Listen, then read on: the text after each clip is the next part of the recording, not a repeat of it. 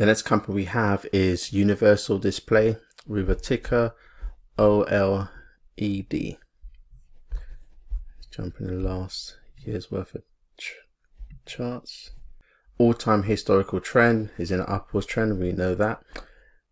Two bounces, last two bounces in an upwards trend, yes that is, it's consistently going upwards, and the trend is pretty nicely tucked in the support and resistance lines here. Higher highs, yes, all the highs are higher than the previous highs, that's good. Higher lows, yes, there are higher lows, so most of the low points are actually touching the support line, so there are higher lows, and that's good. So it's pretty nice potential for this one, for us to look to invest in this pretty soon, because the price is roughly on the support line. It's just gone down, but you know, if it turns back in a upwards trend and reverses, it can come back up past the support line, and that will indicate that there is momentum for it to continue to grow to hit the resistance line here.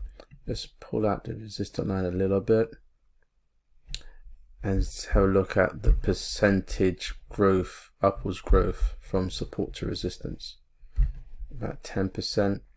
We would want to come in when the price gets above the support line. So it shows momentum that is going back up and it's following the trends that we've seen previously. So we'll say about a percentage or two above that support line here, and we can just say 10%. Potential growth of 10%. Let's not make a note of that here. Great. So now we've gone through all of the tickers that we found when we were searching FinViz for companies with a growing EPS growth over 15%. Now let's have a look at the checklist, what the information that we gathered going through each of these individual stocks.